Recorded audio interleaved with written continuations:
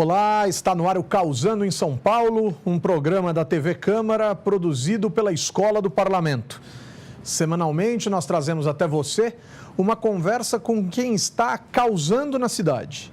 Mobilizando, defendendo um tema, ativando redes, transformando, construindo valores democráticos e contribuindo com um mundo mais plural.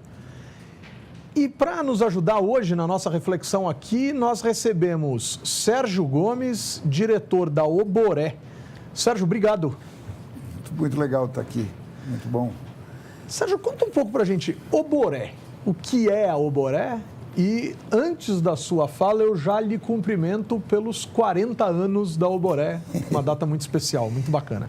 E te convidar para participar dos debates são sobre esses 40 nas várias áreas e os próximos 4, é o 40 mais 4. Legal. Mas é assim, os índios tupis tinham um instrumento de comunicação chamado boré.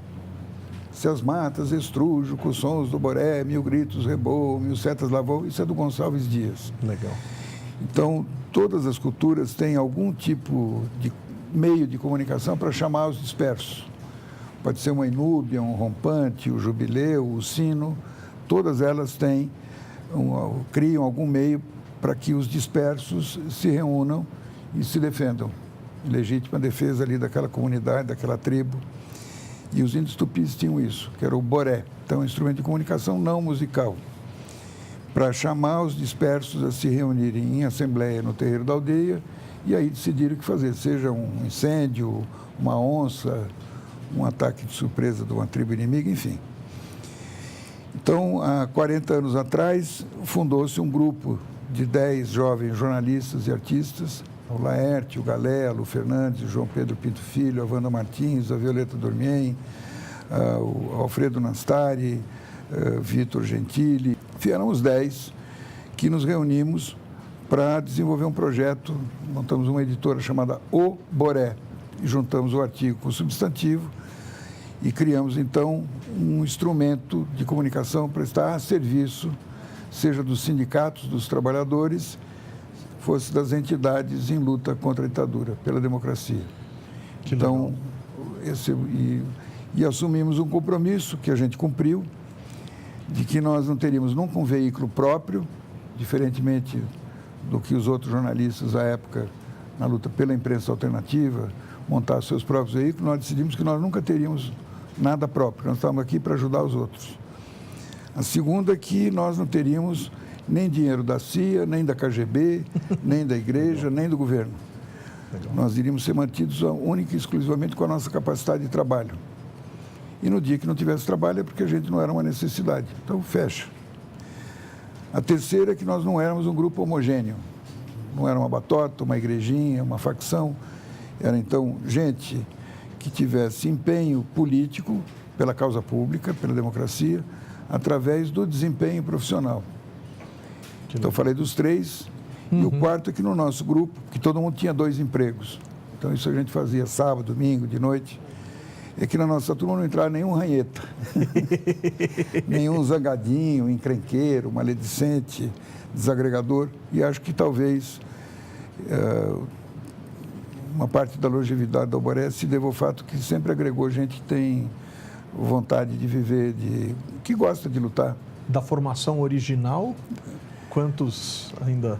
Bom, ao longo desses 40 anos, a gente não sabe, nós vamos ver se agora nesse esforço de contabilidade, mas que fizeram a Oboré acontecer, que atuaram, etc., talvez umas 200 pessoas. Puxa vida. Talvez até mais do que isso.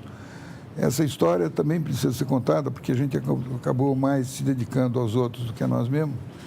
Então, vamos ver se agora a gente faz um balanço, até para isso funcionar como estímulo para os jovens de hoje que se constituem em equipes, que montem seus projetos, suas empresas, suas editoras, agora com mais facilidades, num certo sentido, pelo desenvolvimento da tecnologia, mas que não fiquem só confiantes que alguém lhes dará o emprego dos seus sonhos. É muito difícil que isso venha acontecer.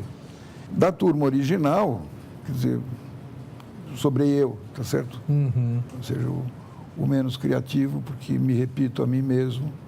Então, de alguma maneira, Agora, tanta gente, João Guilherme Vargas Neto, Marise Egger Macaneve, quem organizou o primeiro 8 de março aqui em São Paulo, 1975, Marie-Thérèse Egger Macaneve Muhlwald, Marise, uma das criadoras da Alboré. Flávia Castro e Castro, Fortuna, Enfio, Glauco, tanta gente.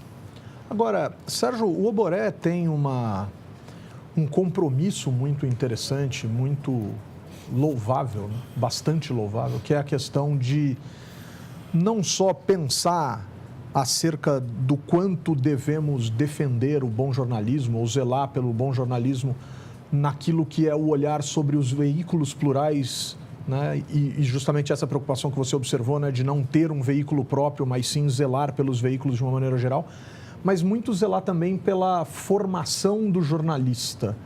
E aí vocês têm um projeto chamado Repórter do Futuro que eu gostaria que você contasse um pouco para a gente como ele funciona.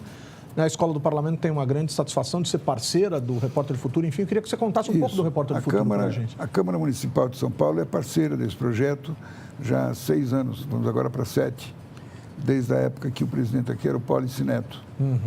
E vão se trocando as mesas e o projeto continua. Tem 2 coisas que continuam, a Praça Vladimir Herzog e o projeto Repórter do Futuro. É muito interessante verificar esse amadurecimento da parte das forças políticas representadas aqui na Câmara e perceber que algumas coisas estão acima ou além das disputas partidárias ou eleitorais. Tem certas coisas que devem ser permanentes. Uma delas é exatamente essa, a questão da formação de uma nova geração de jornalistas que, ao mesmo tempo, seja inquieta do ponto de vista cultural, do ponto de vista político, de se interessar pela polis, né, pela cidade, a sociedade, mas também que tem empenho de se realizar tecnicamente, que não apenas grandiloquência em relação aos temas, mas saber fazer. E o que a gente percebeu há 24 anos atrás, quando esse projeto começou, o Repórter do Futuro, é que nós tínhamos uma conjunção muito desagradável para os alunos. De um lado, estava proibido o estágio. O estágio foi proibido durante 20 anos, proibido oficialmente. Do outro lado, tinha acabado a imprensa alternativa, que eram pequenos projetos que permitiam o estudante acompanhar da pauta até a distribuição, ver o processo todo. A terceira, não tinha vindo a internet. E das 25 faculdades de jornalismo da época, apenas 3 tinham jornal laboratório. Então, a gente via muita gente recebendo o canudo de bacharel em ciências da comunicação, especialidade de jornalismo, e nunca tinha publicado. Mas é a catástrofe da prática isso, né? Pois é. Então, por isso se criou, na época, o projeto Repórter 2000. Isso em 94. Numa iniciativa da Ana Luísa Zaniboni Gomes, que é diretora da Alboré, o professor Manuel Carlos Chaparro, eu, o Nelson Breve Dias, que chegou a ser presidente da TV Brasil, era estudante do curso de jornalismo da USP, onde eu dava aula. Eu dei aula lá durante 6 anos. E nós resolvemos, então, desenvolver um trabalho durante as férias. Então, esse projeto, ele procura não colidir com as atividades escolares. Dias e horários que não colidam com as atividades escolares. Então, são cursos de complementação universitária. O que a gente percebeu também é que mais de 90% dos professores ou são contratados ou se comportam como professores aulistas. Vão lá, dão aula e vão embora. E os alunos não têm com quem desenvolver projeto, conversar, ter uma prática reflexiva. Então, a gente se deu conta que tinha muita gente dando aula, mas tinha pouco professor. Ao mesmo tempo, os profissionais mais qualificados, ou porque não fizeram carreira acadêmica, ou porque têm uma vida muito atrapalhada e não podem ter compromissos regulares, não dão aula. Não deram, não dão e não darão. Perfeito. Então, você fica numa situação em que o estudante, agora com essa abundância de recursos, de poder ter acesso a informações, mas muitas vezes ele não tem o quadro de referência, não tem com quem conversar. De um lado, o professor é aulista, do outro lado, os profissionais qualificados não dão aula. Então, o projeto Repórter do Futuro procurou aproximar 5 pontas soltas. A primeira é identificar quem são os estudantes que realmente querem ser jornalistas de verdade. Então, não é um curso supletivo para quem é fraco, é um curso de complementação para quem está acima da média. Que legal. Segundo, quem são os professores que realmente se dedicam aos seus alunos? Então, eles são chamados e constituem, então, o conselho universitário do projeto. Depois, quem são os grandes profissionais que têm índole de professor? Antigamente, quando as redações existiam, esse encontro das gerações era natural. Na mesma redação, você tinha o cara chegando, o foca, mas você tinha também o experiente e que tinha gosto de ensinar o mais jovem. Esses constituem o Conselho de Orientação Profissional. Legal. A quarta ponta solta são os grandes especialistas em relação aos grandes temas que serão recorrentes sempre no jornalismo. Saúde, educação, mobilidade, segurança, habitação, os grandes temas. Sim. E quando olhamos para os cursos de jornalismo, essas disciplinas não existem no currículo. O cara vira um técnico daquela ciência específica, mas não daquilo que ele noticia, né? Pois é, e ele às vezes atravessa 4 anos sem travar contato com uma dessas pessoas que é fonte permanente. Depois também nos demos conta que a entrevista coletiva, embora seja uma prática usual do jornalismo, ela não é desenvolvida, essas técnicas, nos próprios cursos de jornalismo da graduação. Então, essas 5 pontas soltas, eu falei dos estudantes empenhados, dos professores que realmente se dedicam aos seus alunos, dos profissionais que têm índole de professor, dos especialistas e aí, por último, os estadistas, né? Que são poucos, mas gente que se destaca não por ser especialista no jornalismo, mas por ser tais das reservas morais que um país precisa ter, tipo Dom Paulo, por exemplo. E isto se reúne em torno de uma mesa, na forma de uma entrevista coletiva. E a gente acabou desenvolvendo, sem saber, eu mesmo não sabia, que esse é um método que hoje as grandes universidades americanas usam, que chama sala de aula invertida. Então, pera um pouquinho, Sérgio. Eu vou pegar essas 5 pontas, a gente vai falar da sala invertida, mas a gente vai esperar só um pouquinho, vai dar uma respirada e já volta para entender como essas 5 coisas se juntam no projeto Repórter do Futuro. E a gente tem um convite para vocês. Esperem aí, a gente já volta.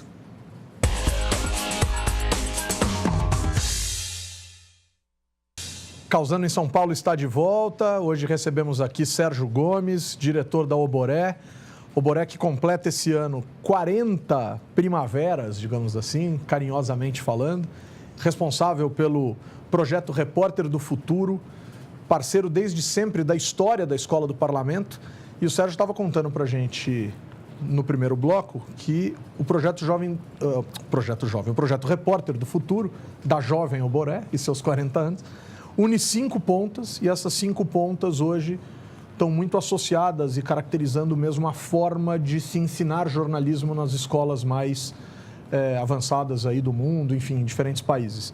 Agora, Sérgio, como é que funciona o Repórter do Futuro? Quer dizer, ele tem esses 5 princípios, essas 5 pontas, e ele tem um funcionamento. Como é que ele funciona, inclusive para quem está interessado em fazer parte?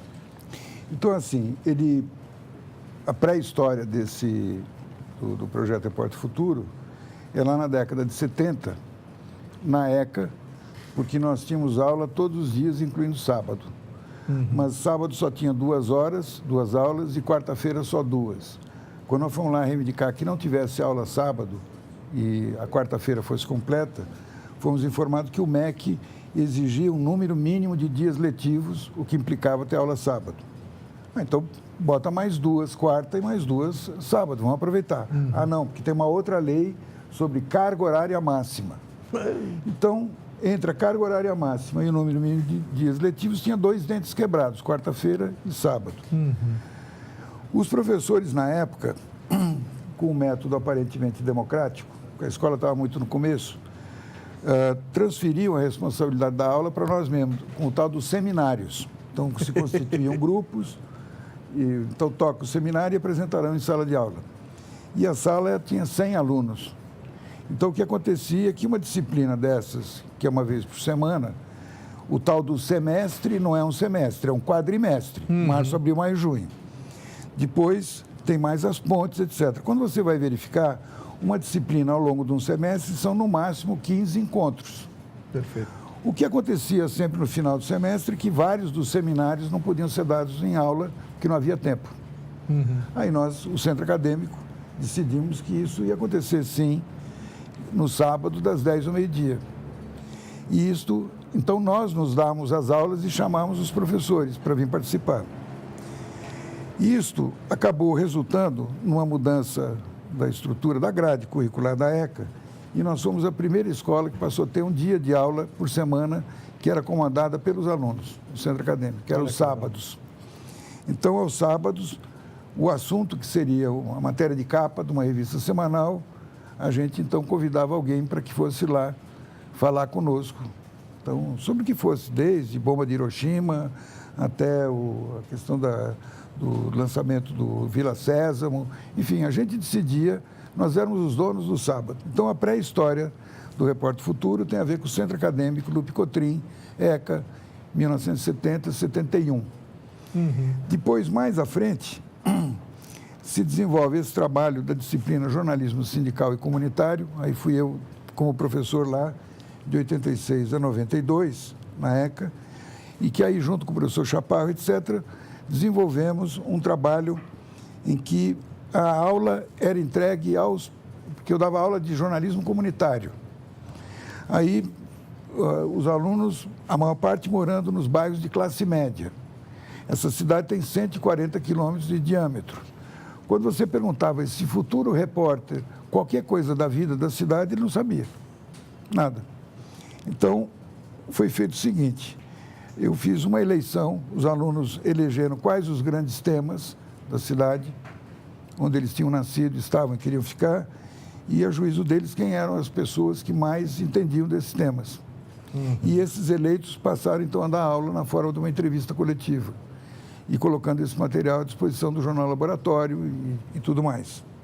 É essa experiência que vem resultar depois, no ano 94, no projeto Repórter 2000, que vai se desenvolver na sala de imprensa da Assembleia Legislativa. Olha que legal. Que era um lugar ocioso, máquinas de escrever, jornais do Brasil inteiro, e a gente tinha então acertado de desenvolver esse trabalho de 94 até 2000. Tinha aquelas salas com telefone, né? Toda cheia Aliás, de espuma, exatamente. Legais, era bacana. E essa sala foi batizada de Vladimir Herzog e depois perderam a placa. Não precisamos cobrar isso ainda. Bom, quando chegou o ano 2000, a gente resolveu não parar com o projeto e aí virou Projeto Repórter do Futuro. Então, como é que é? Dias e horários que não colidem com as atividades escolares na forma de uma entrevista coletiva. O convidado tem meia hora, 40 minutos para uma exposição, uma conferência sem interrupção e em seguida se abre para entrevista. Esse roteiro todo que você está colocando, por exemplo, esse caderno aqui diz respeito à atividade realizada aqui na Câmara Municipal de São Paulo. Esse aqui é um resumo dos 3 últimos anos. Perfeito. Então, essa é uma edição da Escola do Parlamento. Então, foram feitos 3 módulos e fez parte do convênio que esse material seria impresso para distribuição para as faculdades e tudo mais. Legal. Bom, há um mecanismo chamado reembolsa, porque quando nós começamos esse trabalho lá na Assembleia Legislativa, nas férias de 94 para 95, que era sobre São Paulo, na sala de imprensa, aos sábados, aconteceu que dos 34 alunos iniciais, no terceiro encontro só tinham 17. Aí nós fomos atrás dos 17 que tinham abandonado, sabe por que tinham abandonado? Porque era de graça. É verdade. Disseram assim, porque esse negócio é de graça. Então, tudo que é de graça, ou não é bom, ou tem coisa aí. Por que alguém iria dar alguma coisa de graça? Tem algum contrabando aí. Então, por conta disso, nós criamos um mecanismo chamado Reembolsa. Então, agora mesmo, no dia 24, sábado, até dia 23, as inscrições estão abertas pelo site da Alboré. Legal. Até dia 23 de março. Basta entrar no site da Alboré, alboré.com. Também entra pelo site aqui da Câmara Municipal. Perfeito, no site da Escola do Parlamento. As inscrições são gratuitas. Legal. Todos os estudantes que entram, que querem ser repórteres do futuro desde já, legal, que têm afeição pela reportagem, inscrevam-se. E aí, ao longo do mês de abril e maio, nós teremos vários encontros e entrevistas com figuras que mais entendem saúde, transporte, educação, cultura e o trabalho chamado ponto final, que é tomar um ônibus, descer no ponto final sem saber para onde estão indo. Isso é fantástico. E fazer uma grande reportagem sobre isso. E esse material será colocado à disposição de todos os veículos da Câmara, da TV, do site. Vamos usar, vamos fazer uma surpresa aqui. Vamos usar esse material, vai ser fantástico. A gente vai fazer uma surpresa no Causando em São Paulo, a gente vai causar com vocês. Então, eu estou falando de um modelo que nós criamos, que ele pode ser praticado em qualquer cidade do país, não precisa pagar. Tem um grupo de estudantes que estão realmente afins de serem bons jornalistas desde já. Tem 2 ou 3 professores que realmente se dedicam aos seus alunos. Tem 2 ou 3 profissionais locais que gostariam de ajudar a formar gente.